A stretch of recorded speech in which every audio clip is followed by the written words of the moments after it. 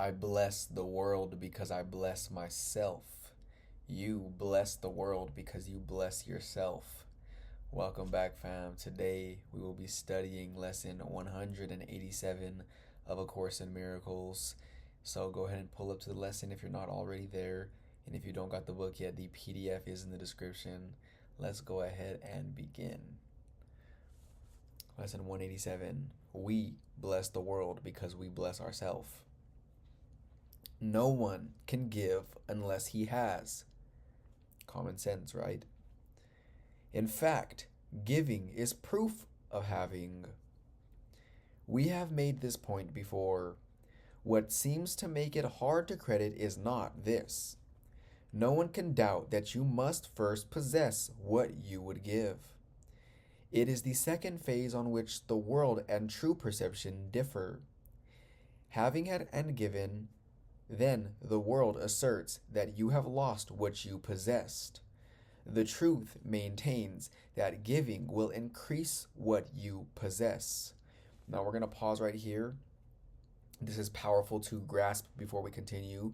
We've talked about this many times before, but just to discuss it once more in this new unit of time, in this new level of awareness that me and you have gained by being here today, it will allow us to understand these words even more than when we understood them at that lower level of consciousness. Now that we have grown since having these discussions together, we are going to go back on this concept, and not only concept, but piece of truth. So the world states that whenever you give something away, you no longer have it. It states the world asserts that you have lost what you possessed. Meaning, if I give you this highlighter, here you go, you have the highlighter and I no longer have it, therefore I lost it, or I no longer have it. Things in this world, you give something away and it's not yours no more, right? Now, that's because we're so attached to believing we're this body and thinking that the body is meaningful and thinking that material possessions of this world are meaningful, that we think that loss is something that we're capable of experiencing, because although this highlighter is yours now because I gave it to you and I don't have it no more, I am without. That's what the world tells us. That's what our senses tell us. That's what the body's eyes tell us. However, the truth maintains that giving will increase what you possess. So if I give you, and we're going to use ideas, for example. If I have a business idea, right? If I have an idea that is so brilliant of whatever it may be, and I share that idea with you by using words and transferring this idea from my mind to yours, now you have the idea. But did I lose the idea? No, I did not lose the idea. It actually increased what I gave you, because whenever you share, you're increasing it. Now I still hold the fullness of the idea, but because I shared it with you, now me and you both have the idea. And not only is it the same idea as it was before I shared it with you, but now that you're thinking thoughts about that idea, simultaneously the shared idea in both of our minds is expanding. Now we're going to discuss this as we go through this lesson, but just know that whatever you give, you increase. Whatever you give, you increase. Now, one more time, the truth maintains that giving will increase what you possess. So I give you an idea, it increases as a result of me sharing it with you. Now, before we continue, we have to understand that everything we think we see reflects but an idea.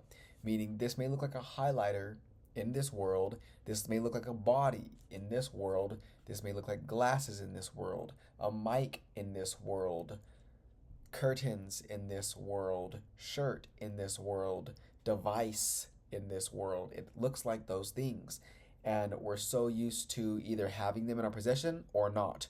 But whenever we understand that everything we think we see, such as the glasses or body or shirt or mic or device, everything we think we see reflects but an idea.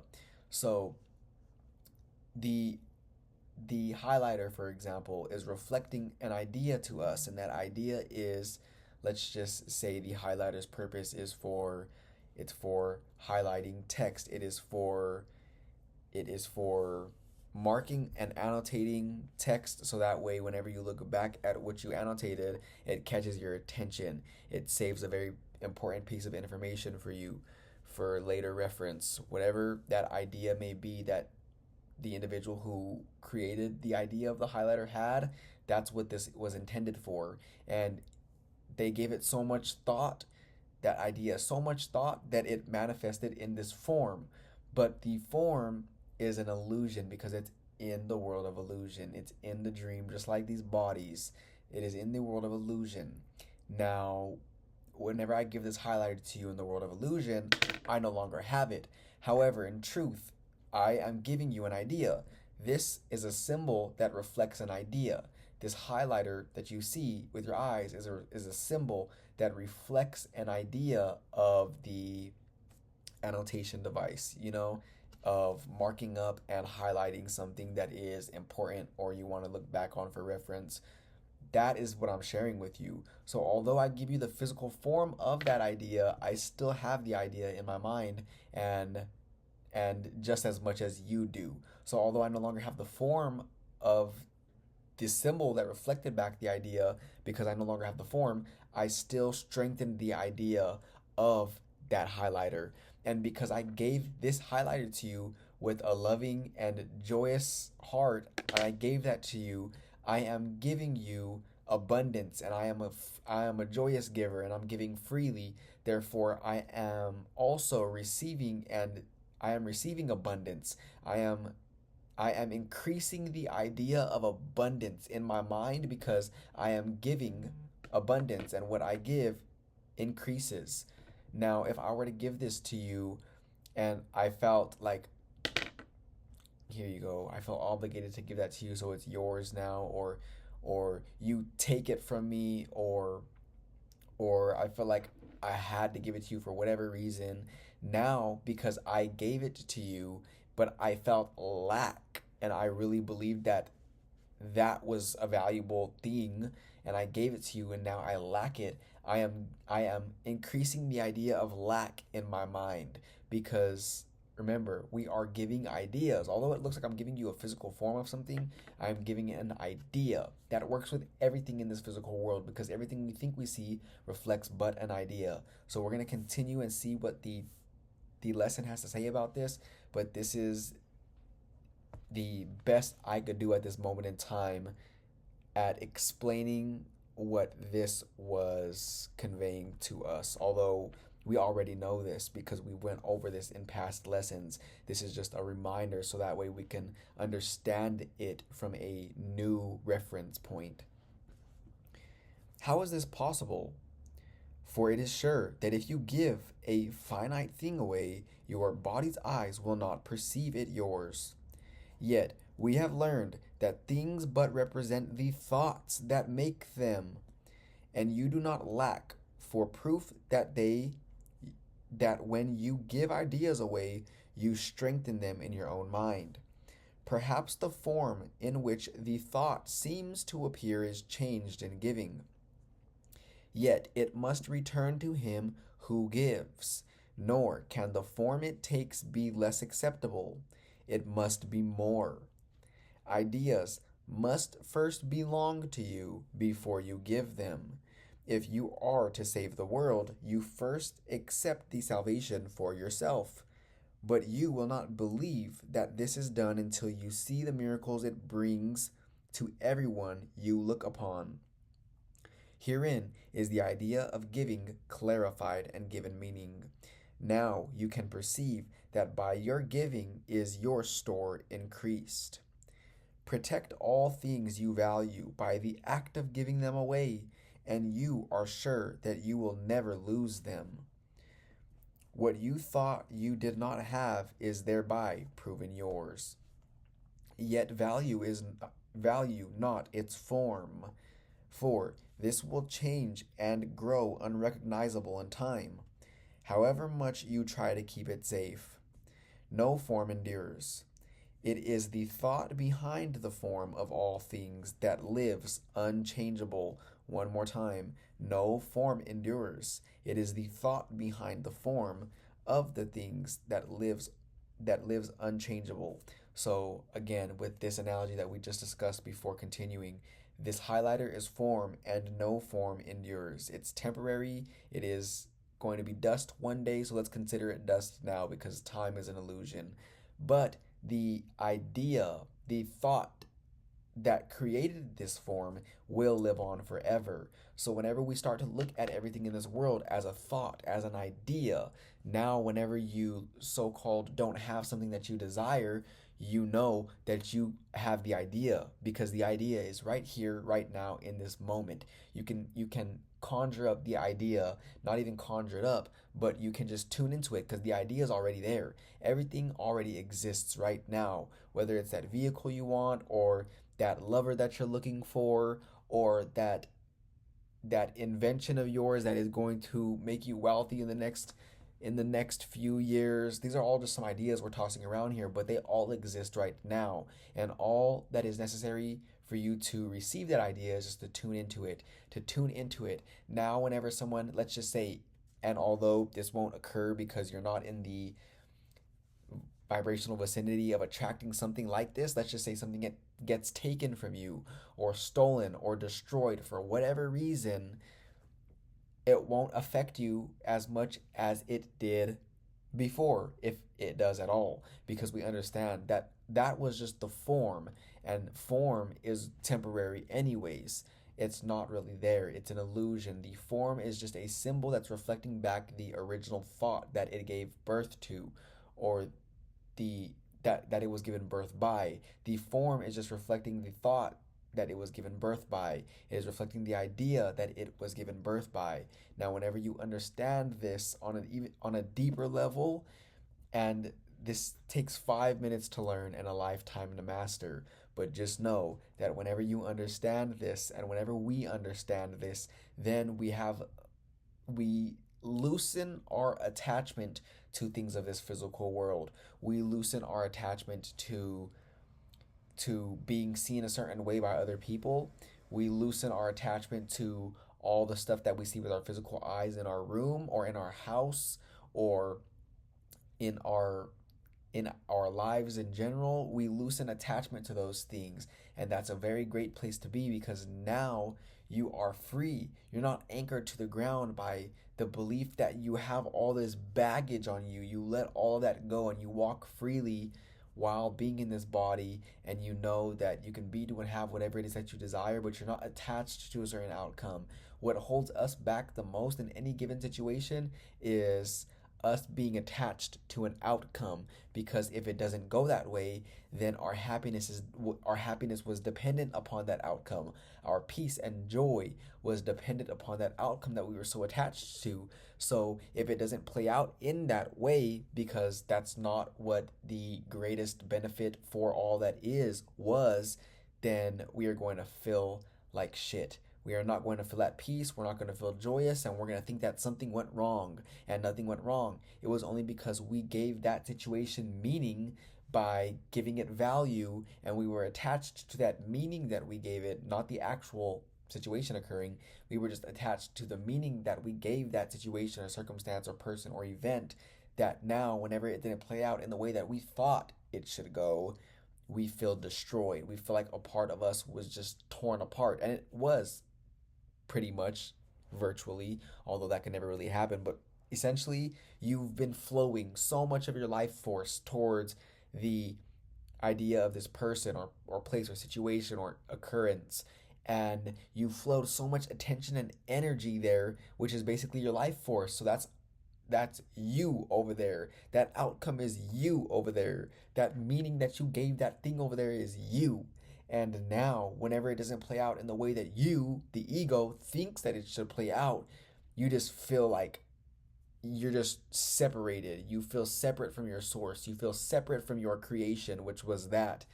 And we have to understand, and this goes back to earlier lessons as well, that We think we know what's in our own best interest, but we really don't.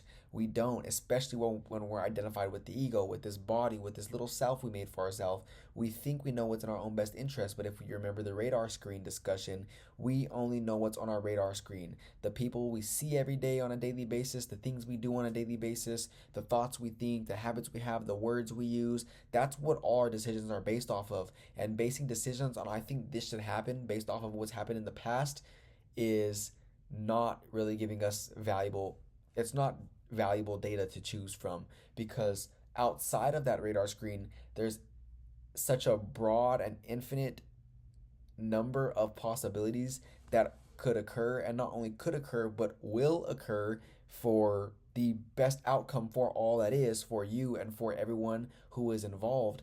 That is always what's going to happen, is because the universe is programmed in a way for everyone to be in their right mind. The universe is programmed in a way so precise that it's orchestrating situations, circumstances, and events that will snap everyone back in their right minds with the least amount of time in this world possible. Meaning, if that situation that you thought should have played out a certain way didn't play out, it's because the universe is programmed in the way that we just discussed. Meaning, that was something that the ego wanted, you thought that was the best idea or way this should play out, but something even better is going to occur as a result of what just happened over there, and that was already planned by you. It was planned by you. It was planned by you on a higher level that you're not even aware of. You are it all. You are doing it all. So although right now we are on level, let's just say we're on story 5. We're on level 5 in the building, right? And you're making decisions from this level 5. You, who you really are, all the way on level 30, is making decisions that have more power and control over what happens in your life. And because you on level 30, although us on level 5 may not be aware of ourselves that's on level 30 that is making those decisions, we're not aware of that, but that's what's occurring. Just know that we are doing it all. And whenever we learn to release attachment, like we're discussing right now, to physical things in this world, and we learn to tune in to level 10, level 20, 25, 30, and we learn to operate from that higher version of ourselves, if you will, now the decisions that we make are more, they're more accurate, they are more beneficial for all that is. They are not ego driven, or very less ego driven than before, because we're doing it on a higher level of awareness. And whenever you go higher on awareness, you need less and less and less. So this is definitely an advanced conversation, and we are going to continue with where we left off. And as time goes on in this world, while me and you are still having these discussions, at a later moment in time, we will have more words to discuss that analogy a little clearer to make it make more sense. But just know that everything's happening for a reason. Everything's happening perfectly, and it's all happening because of you. Maybe not the you that you're allowing yourself to be, but it is happening because of you. And whenever you and me tune into that higher awareness, then we have more control. Whenever we're operating from the body, we only have such a limited view. We are not able to control as much or as accurately as we could if we were on a higher level of awareness. So just keep that in mind.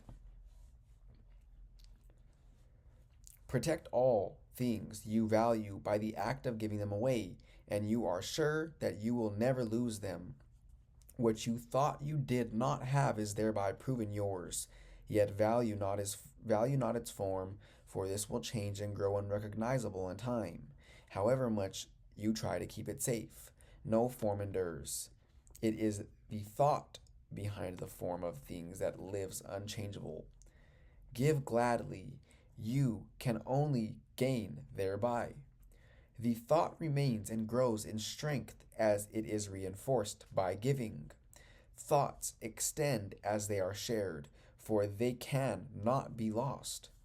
There is no giver and receiver in the sense the world conceives of them. There is a giver who retains another who will give as well, and both must gain in this exchange, for each will have the thought in form most helpful to him. What he seems to lose is always something he will value less than what will surely be returned to him. Never forget you give but to yourself. Who understands what giving means must laugh at the idea of sacrifice, nor can he fail to recognize that the many forms which sacrifice may take. He laughs as well at pain and loss, at sickness and at grief, at poverty, starvation, and at death. He recognizes sacrifice remains the one idea that stands behind them all, and in this gentle laughter are they healed. Illusions recognized must disappear. Accept not suffering, and you remove the thought of suffering. Your blessing lies on everyone who suffers when you choose to see all suffering as what it is. The thought of sacrifice gives rise to all the forms that suffering appears to take, and sacrifice is an idea so mad that sanity dismisses it at once. Never believe that you can sacrifice. There is no place for sacrifice in what has any value. If the thought occurs, its very presence proves that error has arisen and correction must be made. Your blessing will correct it. Given first to you, it now is yours to give as well, and unless you give that blessing, you cannot receive it. Remember, you give but to yourself. So anytime you feel like you're lacking something, or anytime you're praying for something that you feel like is not there already, it is given. And now it's your job to give that away. Give that blessing or miracle or whatever it is you'd like to call it away, and only then will you strengthen the idea of it in your mind. Meaning, if you feel like you're lacking abundance in your life right now, or like possession of any resource, give it away, not the physical form of it, although that would be helpful because we believe so much in form, but you don't have to give the form away. Give the idea of it away. Start giving in your mind, giving, and make it as real as possible, and give abundantly in your mind. And as you give abundantly in your mind, the idea of that abundance is strengthened because you give but to yourself, and therefore you will be in the state of mind that you understand that there's nothing lacking at all, because you have given so much abundance away that now you're capable of seeing the abundance that has always been there. Another way of putting this is, whenever you feel like you're lacking something and you're looking everywhere and you're saying, I can't afford that, or I'm not good enough for that, or that will never be mine, or whatever it is, or I'm not good enough is virtually what you're saying with all of those statements. Whenever we're doing that, we are reinforcing the idea of lack and separation and inadequacy, and all of that is what is being increased, not in truth, because none of those things can be increased in truth, but they are being increased in our mind because we're strengthening the idea in our mind, the belief in our mind, and it's getting bigger and bigger. And now we're only aware of lack. We're aware of lack consciousness. We're aware of what is not working. We're aware of inadequacy. We're aware of all of those ideas that are not really present in truth. The only reason why we're so aware of them everywhere we look is because they've been on our mind, activated and illuminated by us for so long that those neural pathways have strengthened, and now it's easier to see that everywhere we look, not because it's really there, but because that's what we're choosing to look for, because it's in our mind. We can't see anything other than what's active in our mind, meaning if you want to undo all that lack, if I want to undo all that lack and worry and doubt and fear, then what I'm going to have to do is to first start giving what has already been given to me by my Father, to start giving what has already been given to us by our Creator or our true self. We have already what we're looking for. It's already present right here, right now, and we can't see it because we have lack so active in our minds that that's all we're capable of seeing. But whenever we remove that lack by replacing it with truth, and we start giving truth and start giving abundance, because abundance abounds, because we start giving love and light and joy, because that is something that we can actually give, then we strengthen that in our mind, and therefore, and not very long of a time it will take, we will begin to see that everywhere we look, because we've reinforced that for so long. So me and you have to understand that we're not being presented with nothing new here. We're doing everything that this is telling us to do, but we're doing it backwards, because we're giving our attention to lack, therefore giving lack, therefore increasing lack in our minds, and we're just being presented with what's going on so we can be made aware of it, so that way we can choose otherwise and start to choose to give love and joy and peace and what really exists in the first place. And as a result of giving it away, we will be able to receive it ourselves, and unless we give, we're not going to be able to receive.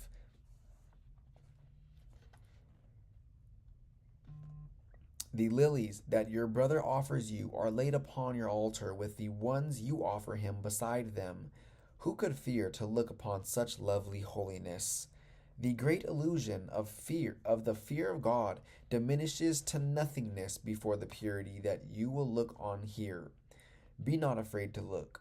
The blessedness you will behold will take away all thought of form, and leave instead the perfect gift forever there, forever to increase, forever yours, forever given away.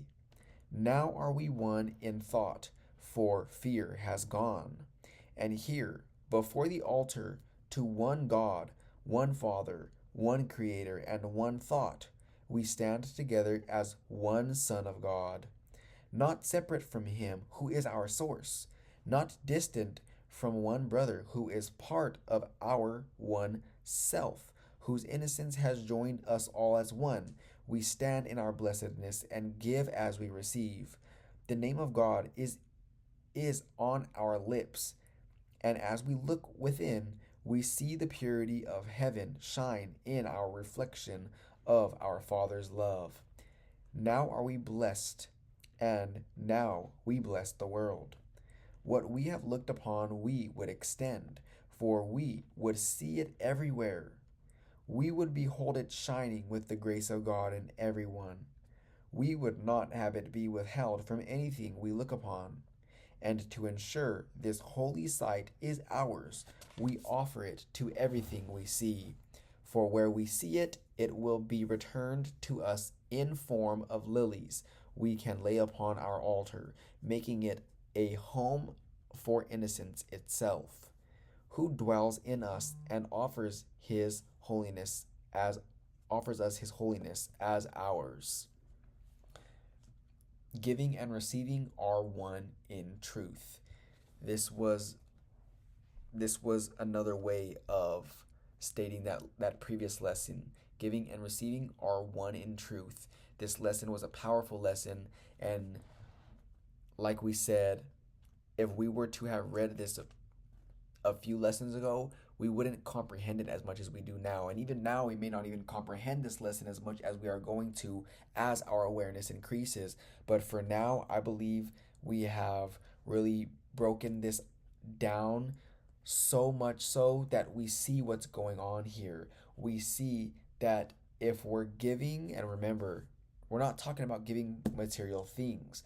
We just use these analogies so we can understand that everything we see reflects but an idea. But what we're talking about whenever we say giving is, what are we giving? What are we doing with our mind? What are we projecting or extending? Because remember, you're always either one, projecting or extending. You cannot stop that. You're doing it all the time. Now, which one are you going to choose? Are you going to choose to extend? Remember, extension means you are giving what you have in truth. You're extending your being. You are extending abundance, love, light. You are extending peace, joy. You are extending everything that you desire, because everything that you are is what you can extend in truth. Everything that you are is what God created. Now, projecting is the opposite, and it doesn't really exist, only but in the world of dreams that we're here in right now, in the world of illusion. Whenever you project, you are giving, so to speak, although we can't really give what we don't have. Therefore, that's why it's called projecting. We are projecting what we think we have, meaning we are love and light. We wandered off. Now we believe that we are separate. We believe we are the body. We believe that we are guilty. We believe that we are better than or not enough. We believe in levels and separation. And now, because we believe in separation, we believe that attack is real. We believe that we're capable of being attacked. We feel vulnerable, or we think that we can attack someone and that will actually do something. We believe in all types of forms of upset and fear. And because we do, anytime we think thoughts, if we could even call that thinking at all, of fear, then we're projecting outward our own sense of separation. And remember, you're projecting fear because you can't extend fear, because fear is not there to extend, it is not real. So, me and you have to be so aware throughout our day, starting now, that we have two options all the time. It is either to extend who we are, and we're extending all the time, by the way, or projecting all the time. Whatever one you're doing, just be aware of what you're doing, because you're thinking thoughts all the time. Is this thought one of extension, or is this thought one of projection? How do I feel right now? I feel at peace. Okay, that must mean that because I am at peace, I am receiving peace. Therefore, I must be giving peace.